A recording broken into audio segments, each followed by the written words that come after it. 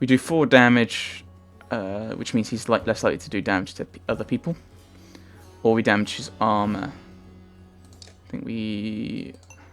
Yeah, we do that. That means if he does anything, then we can still... We'll do Tempest. So I think that should take out these guys. Yep, there we go. Oh, we can promote him now. Good. Ow.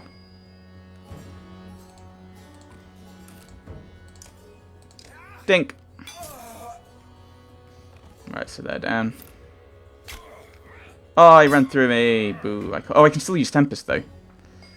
That's not going to do enough, though. Do 1 damage. I'm just trying to think. Yeah, I guess if we do that 5, then doing Tempest should do enough-ish. Ouch. That's not good.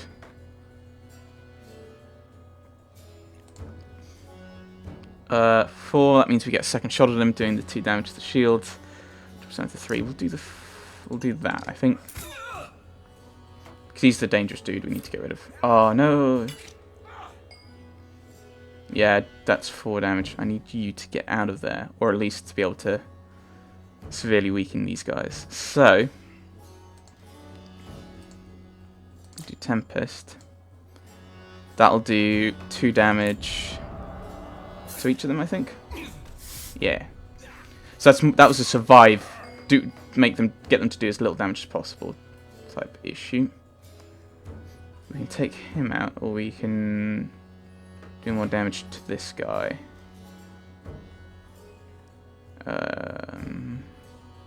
Someone else can take him out. He's not going for a while anyway. Yeah. Oh, we can take him out with using our willpower up. Oh, Valgod, you only do 1 damage to each of them. Or I attack him and I can kill him. Now that will just mean that we shift up to this guy. I'm trying to think who's who. Okay, you're that guy. So he's going to attack Gunnulf. So actually attacking this guy's not that bad, thinking about it. Taking him out. He goes, he attacks Gunnulf for more damage than I thought he would. Attack. Put 1 bit of willpower in, he's down.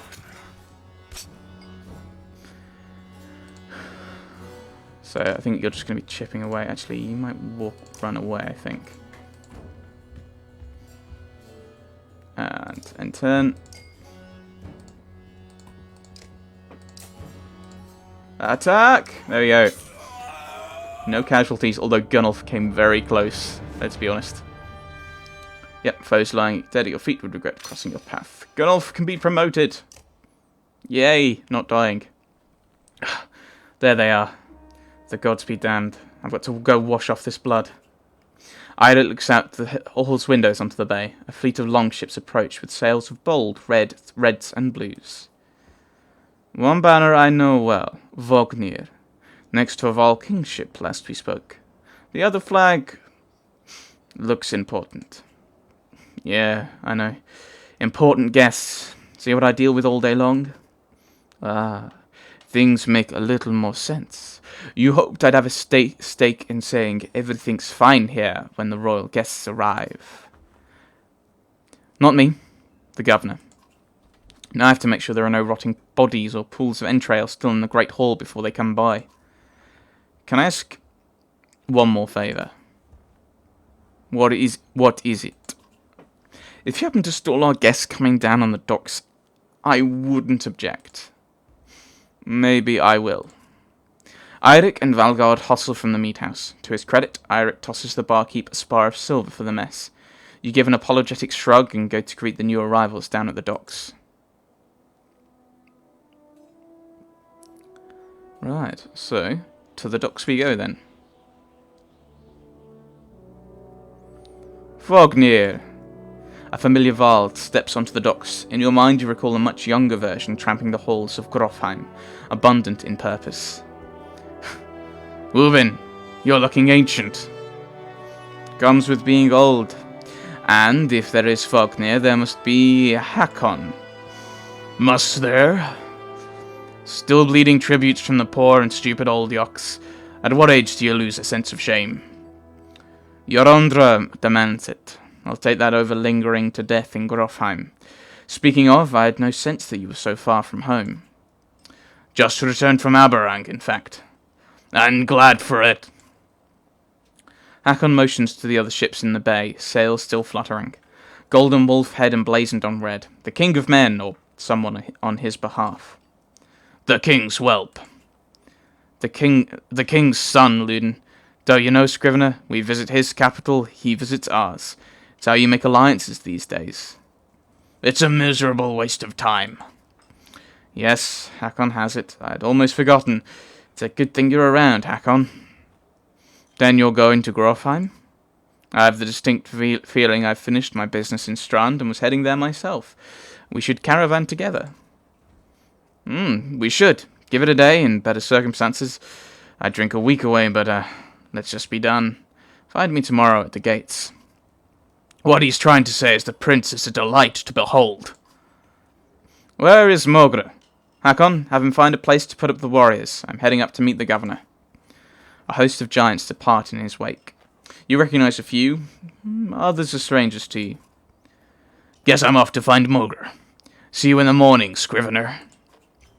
I'll be along. The young prince of men ambles from his ship. He brushes off his tunic, scanning the beach with low eyelids. Luden looks for all the world the sort of boy who grew up pulling the legs from spiders. The long road back to Grofheim should be more interesting than most years, you think.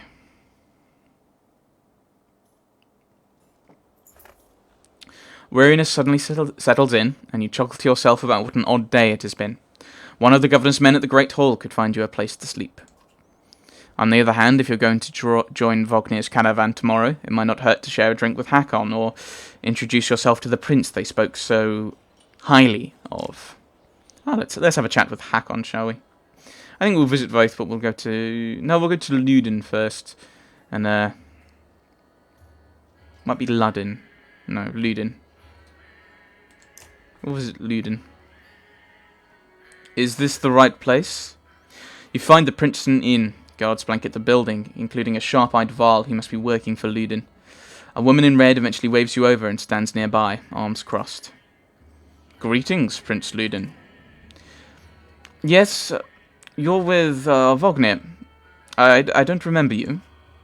Not exactly. I've known Vognir a long time. I'll be joining you back to Grofheim with my guards. Luden looks up for the first time. The woman doesn't react. Why? I work for the king, carrying tithes to the capital. We crossed by chance. Oh, a tax collector. Fine company. What do you want? I think, we just plan to introduce ourselves. I mean, we're going to be caravanning, we can talk about these other stuff later, I'm sure. Just introduce myself. You collect taxes from for the Varl territories? A true pleasure. Yes. An awkwardness hangs in the air like a thick fog. You take the opportunity to depart. And Hakon. Scrivener! You find Hakon in a mead house surrounded by other Varl. Strand is no stranger to Varl, but rarely sees this many. Hakon waves you over. Went straight for the flagon, eh? Vognir's the one who agreed to pass up a drink. I wasn't invited to the governor's hall anyway. You already missed the massacre. Every year I make the rounds collecting taxes, and every year it's the human settlements that give me the trouble. No surprise. What this time? When I got here, the Great Hall was already full of bodies. We added a few more. Humans. I guess if I only lived as long as a Yoxford, I might be desperate to make something of myself too. It's not too late to start trying, Hakon. Hakon lets slip a low chuckle. Any Varl could recount his deeds, known as he is for cutting a swathe through Dredge at Vognir's side in the Second War, and regularly since then. Down here I'm a glorified bodyguard. You might have a point. Just another reason to get back to Grofheim. I know I've given him an American accent and he should be, slightly more not American and Scandinavian and whatever. Otherwise everyone just ends up being me. Soon enough, I imagine. You drink until the maid house becomes overbearing, then step back into the cool air outside. Then we go to the Great Hall.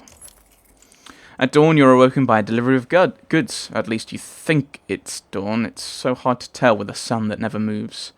The governor's crest adorns the supply leathers. All there. Just as promised, to your mild surprise. You wonder if Eirik had anything to do with it. Your guards take the treasure wagon down to the gates. Vognir's already there.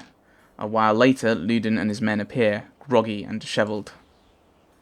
Moga steps forward. Vognir's quartermaster, if you recall correctly, in charge of his unwieldy entourage of warriors. You know him only in passing. He asks if you're ready to depart.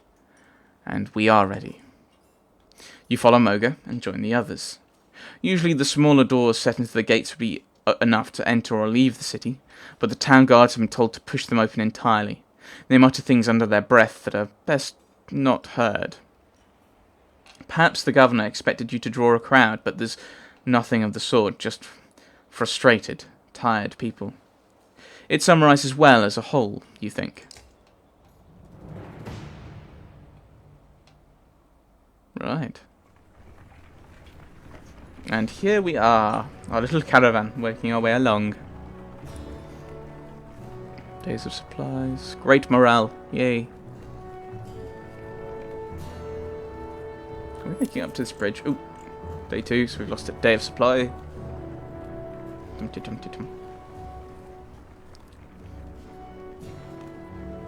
Vederfell. So, yes, accents. Not very good at the whole thing. Yes. The caravan stops for the day. A gift, says Moga, cracking open meat casks, from our gracious friend, the governor of Strand. Hours pass with raucous laughter as the mead is passed throughout camp. Oh, we'll toast to Vognir, I think. Yeah, toast to Vognir. You raise your drink, toasting alliance between Man and Varl. The others join in. Ludin's expression is like a stone wall, but the others laugh at your exaggerations. Eventually, you sit down again beside Vognir. We'll chat with him. Thanks for the speech, slurs Vognir. Oh, is that it? That's it, okay. Looks like you didn't have to miss out on drinking after all. Thanks to Mogra. I thought the damned governor would never shut up. Did he give you the history of his entire family? He's slurring, you see, slurring. He tried, and he asked me to clean up his mess. For your benefit, turns out. I'd have given you the job too. There's no joy in politics. Speaking of, what happens after this business with Ludin? Hopefully, the boy goes back to Alberang on his own, and I can take out frustrations on the dredge or something. You're starting to sound like Hakon. You don't like the life of a diplomat? Don't you miss the fighting, Ruben? You down your mead instead of replying. Vognir slouches and shakes his head. There's no great joy in killing dredge, but this... Pretty sure this nonsense is some scheme between the two kings to force some kind of lineage. Used to be, warriors would follow you for what you'd done. Isn't that why they follow you now? Is it? Or is it because I'm the next in line? These lines are getting muddy, old Varl. They've always been muddy, Vognir.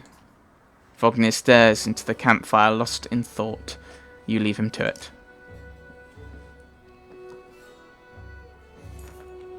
You rise groggily, the campsite a casualty of merriment. Mogra is already kicking warriors awake when you spot Ludin stalking your direction. He sidesteps sleeping bodies. Better wake up, you nudge Vognir. I think you're needed. Ah, it's Ludin. Always a pleasure. You look well rested. Vognir releases a caged yawn and receives a hard-eyed stare in return. How long to Grofheim? Ha! We're only 2 days out of Strand, you know. Come, I'll show you on a map.